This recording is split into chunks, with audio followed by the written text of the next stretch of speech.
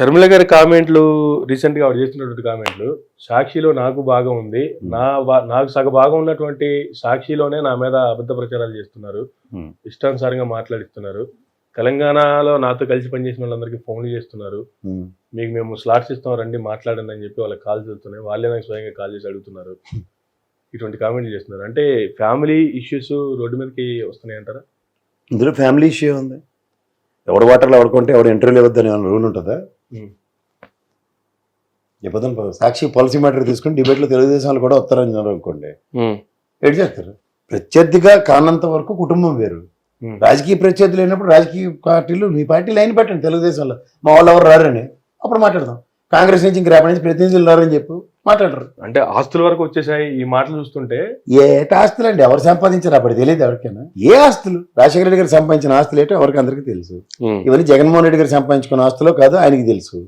ఈ మధ్యలో షర్మిలమ్మ గారు నేను సంపాదించానంటే ఏంటి తెలుసు? మీ బ్రదర్ అనిల్ గారు ఉన్నారు కదమ్మా, నువ్వు రాజశేఖర రెడ్డి గారితో నీకేం పెళ్ళవకుండా ఉన్న అమ్మాయి కాదు కదా జగన్మోహన్ రెడ్డి గారిలాగా. నీ కుటుంబం వేరు, జగన్మోహన్ రెడ్డి గారి కుటుంబం వేరు. మీరు ఏమైనా కామన్ మినిమం ప్రోగ్రామ్ అండర్స్టాండింగ్ లో రూపాయి అర్థం ఇన్వెస్ట్ చేస్తే అవన్నీ మీరు ఇన్వెస్ట్మెంట్ లెక్కలు తర్వాత చూసుకోండి. అంతేకాని ఇప్పుడు పబ్లిక్ డొమైన్లోకి వచ్చి నేను పెట్టింది ఎంత, నాకు ఎంత అయింది, ఇప్పుడు 92 కోట్లు 64 కోట్లు ఏ సెల్లర్ లెక్కలని ఎవరికి తెలుస్తాయి? ఓ పక్క జగన్ అంటే నాకు ఇష్టమని చెప్తున్నారు, ఇంకో పక్క ఆస్తులు కూడా అలా కదండి. ఇప్పుడు అందరికీ అర్థమయ్యే భాషలో చెప్పాలంటే జగన్మోహన్ రెడ్డి గారు సంపాదించిన ఆస్తుల మీద ఎన్ఫోర్స్మెంట్ డైరెక్టరీ అండ్ దాన్ని ఏమంటారు సిబిఐ వాళ్ళు జప్తులు చేసి ఉదాహరణ తర్వాత రిలీజ్ చేసి నానా తిప్పలు పడ్డారు సాక్షి అప్పుడు కూడా. ఆ ప్రాసెస్లో ఎక్కడైనా బ్రదర్ అనిల్ గారి ఆస్తులు కానీ లేకపోతే షర్మిల గారి ఆస్తులు కానీ సీజ్ చేసిన ఉదంతో ఎప్పుడైనా విన్నామా? లేవు. మరే అది వేరు ఇది వేరు కదా. ఏడొచ్చింది ఇవిడ లాజిక్లు ఆలోచించకుండా గాబరా పడితే ఎట్లా? పులివెందుల్లో ఇల్లు వరకు కదండి, పులివెందుల్లో ఇల్లు జప్తు చేశారు, ఇది రాజశేఖర రెడ్డి గారి ఇల్లు అన్నప్పుడు అమ్మికి కూడా ఒక అర్ధ భాగం ఇచ్చిండేమో రాజశేఖర అయ్య. దానివల్ల ఈ అమ్మకి ఏమైనా కష్టం వచ్చిందంటే నేను మాట్లాడవచ్చు. అవేమి కాకుండా కొత్తగా కలకలాడుతున్నాయి భారతీయ సిమెంట్స్, నెక్స్ట్ ఈ సాక్షిలు ఇవన్నీ అంటే ఎవరెవరో ఒక తెలియదు అప్పటి. ఈనాడు దాకా విజయమ్మ ఎన్నిసార్లు అన్ని మీటింగ్లో రాజశేఖర బిడ్డగా గౌరవించండి, రాజకీయ క్షేత్రంలో అరంగేట్రం చేస్తుందని ఆ పెద్దమ్మ చెప్తుంది కదా మనకి. ఈ రాజశేఖర రెడ్డి బిడ్డలకి ఆస్తులు గలాబాలు వచ్చినాయ్యా, ఆమెకు అన్యాయం జరిగిందని ఓ మాట ఎప్పుడైనా చెప్తే పోయిన మాట ఇటు పక్క మాట్లాడడానికి వెసులుబాటు ఉంటుంది. మాకు పెద్ద దిక్కు ఆవిడే కదా. ఇప్పుడు ఎంత కాదన్నా రాజశేఖర రెడ్డి గారి అనిల్కి ఎవరైనా విజయమ్మ గారికే అంతే కదా. ఆవిడ మాట వాడు చెప్పానండి, నిజంగా జగన్ అన్న అన్యాయం చేసిండు షర్మిలకేనే ఎవరైనా మాట్లాడతాం ఇటు పక్క అటు పక్క. ఆ అమ్మ పెద్దవిడ గమ్మునుంది. అన్యాయం చేశాడు అనే మాటలు షర్మిల గారు కూడా చెప్పట్లేదు కదా. నాకు బాగా ఉంది, నాకు బాగున్న దాంట్లో కూడా నా మీద వెళ్ళమను. ఐ మీన్ లోపలికి వెళ్ళమని కార్ వేసుకుని వెళ్తారు, గేట్ లో సెక్యూరిటీ వాళ్ళు రావద్దని ఎవరైనా పెట్టి చెప్పారా? అప్పుడు మాట్లాడమను. ప్రోటోకాల్ ప్రకారం తీసుకెళ్ళిపోయారు కదా. మరి అదే మరి వాళ్ళు మరి నాకు జగన్ అంటే ప్రేమ నేను చెప్పిన కారులో మైక్ పెడితే మరి ఇంకేంటి మాకేంటి బాధ? ఇదేమన్నా మోహన్ బాబు మొన్న వచ్చిన పెళ్లికి అని చెప్పాలి పెద్దరాయుడు సినిమా అనుకునేటమ్మా పంచాయతీ ఇద్దరికి నువ్వు ఇది తీసుకో గొడ్డు గోదా నువ్వు తీసుకో, భూమి ఆస్తి నువ్వు తీసుకో అని చెప్పడానికి.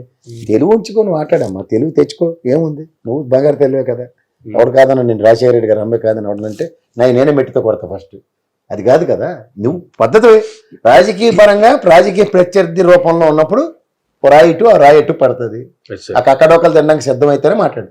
ఏవైనా నేనే మాట్లాడతా, నన్ను మాత్రం ఎవరు మాట్లాడద్దు అంటే అలా అయితే ఎలా కుదురుతుంది?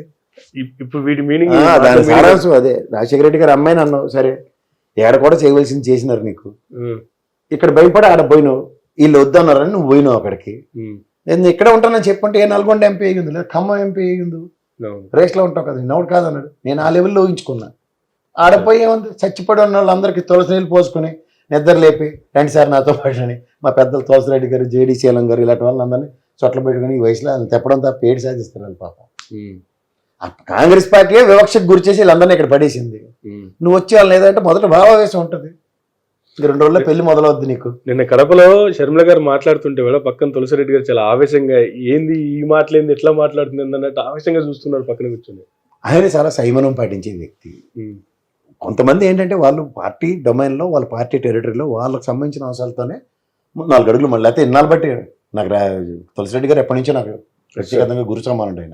ఆయన ఎన్నో డిబేట్లు ఆయనలో నేను పార్టిసిపేట్ చేసాం కూడా. ఏ రోజు కూడా ఒక తొట్టుబాటు మాట మాట్లాడడం కానీ అలాంటివి ఏమి ఉండవు. ఆయన సంయమనం పాటిస్తారు. ఆయన మాట్లాడవలసిన మాటలు మాట్లాడి చెప్తారు. విభేదించడం వేరు, ఖండించడం వేరు, ఇవన్నిటి సమన్వయం చేసుకుని మాట్లాడడం వేరు. అలాంటి వ్యక్తి తులసిరెడ్డి గారు. అలాంటి వ్యక్తి పక్కన కూర్చొని ఏదో మాట్లాడేస్తున్నాం అంటే మీకు ఒకటి చెప్పనా, మనం సినిమా యాక్టర్లాగా ప్రవర్తిస్తే టెంపరీ మాడ్యులేషన్స్ ఉంటాయి. లాంగ్ టర్మ్ 10 మంది నీ గురించి మాట్లాడుకోవాలంటే తులసిరెడ్డి గారి గురించి నేను మాట్లాడుతున్నట్టు need to maintain decorum and balance. అప్పుడు ఏమవుతుందంటే చాలా విషయాలు చర్చలోకి వస్తాయి. నిజంగా there are lot of things if she can point out. Other నా ఫ్యామిలీ చుట్టూ తిప్పుకొని ఈ అపోజిషన్ ట్రాప్ లో పడి నువ్వు వాళ్ళ ఫ్యామిలీ మీ ఫ్యామిలీ చుట్టే రాజకీయం చేస్తున్నారు. నిజమైన రాష్ట్ర సమస్యలు కానీ రాష్ట్రానికి సంబంధించిన అవసరాలు ఏవి మాట్లాడకుండా. కడపలో సునీత గారితో భేటీ కావడం కావచ్చు. ఎందుకు ఎవరికి అక్కసెల్లి వెళ్ళి ఎవరింట్లో కూర్చున్నా మీరు కడప వెళ్ళి మాట్లాడుకోవడం తప్పే ఉందా? అది మాకు రాజకీయ విషయం ఏంటి? మీరు ఇద్దరు అన్నసెల్లి ఎంత కాదన్నా ఒకసారి అమ్మాయి ఒక దగ్గర నువ్వేమో రాజశేఖర రెడ్డి గారు అన్నది మీ ఇద్దరికి సర్వొక్కడే మాట్లాడుకోండి. అది మేము చర్చించడం ఏంటి? మీరు 100 విషయాలు మాట్లాడుకుంటారు ఏముంది? ఒక కష్టం ఆడపిల్ల ఇంకో ఆడపిల్లకి తప్ప ఇంకెవరికి చెప్పుకుంటుంది? అంతే కదా, చెప్పుకోమని ఎవరు కాదన్నారు దానికి.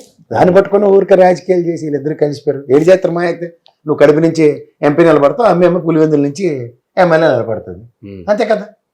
ఒక కాంగ్రెస్ లేదా నీ సొంత పార్టీగా లేదా తెలుగుదేశం ఆచ్ఛేదనం ఏం సాధిస్తారు?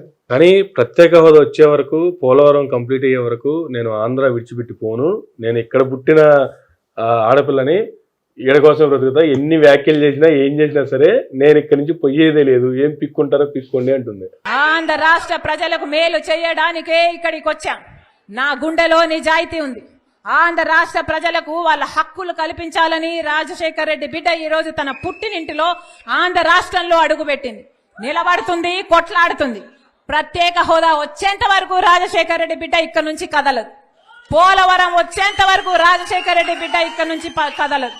మన రాష్ట్రానికి, మన బిడ్డలకు ఉద్యోగాలు రావాలి, మన రాష్ట్రం అభివృద్ధి చెందాలి, అంతవరకు రాజశేఖర్ రెడ్డి బిడ్డ తన పుట్టింటి నుంచి కదలదు. మీ ఇష్టం వచ్చింది చేసుకోండి, ఎంత చేసుకుంటారో చేసుకోండి, ఏం పిక్కుంటారో పిక్కోండి.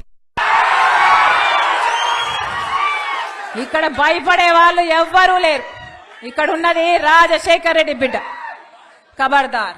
నేను మాట చెప్తా సార్, అమ్మ ఇక్కడికి వచ్చింది, ఆడపిల్లని ఈడపిల్లని ఏదో ఆ పిల్లల కథ ఒకటి చెప్పింది ఆడపిల్లల గురించి.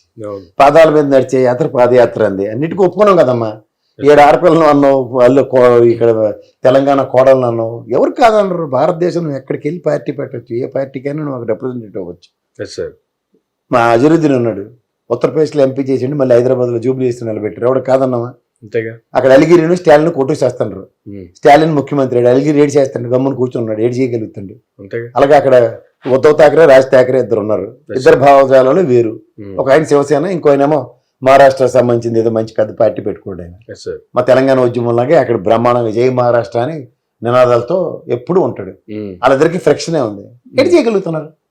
ప్రజల మన్ననలు పొందాలి, మీకు ఓట్లు వేసి ప్రజలు గెలిపిస్తే. జగన్మోహన్ రెడ్డి గారికి చూడు, కాంగ్రెస్ సంస్థ అన్నారు, బయటకు వచ్చాడు, స్వతంత్రంగా పార్టీ పెట్టుకున్నాడు, ప్రజల ఆదరణ ప్రజల మనసులో గెలుచుకున్నాడు, ఆయన ముఖ్యమంత్రి అయ్యాడు. ఎవరు కాదనగలరు? ప్రజలకు ఏమి తెలియకుండా ఆయన ముఖ్యమంత్రి చేసేస్తారు. అలా మీరు కష్టపడండి. ప్రపంచ చరిత్రలో, భారతదేశ చరిత్రలో కూడా ఏ ఆడపిల్ల నన్ను అంత దూరం నడిచిన పాదయాత్ర, దాని అవుట్కమ్ చెప్పే తల్లి అంటే ఇక్కడ పార్టీ దుకాణం సర్దేసి ఆడికి వెళ్ళిపోయినావు.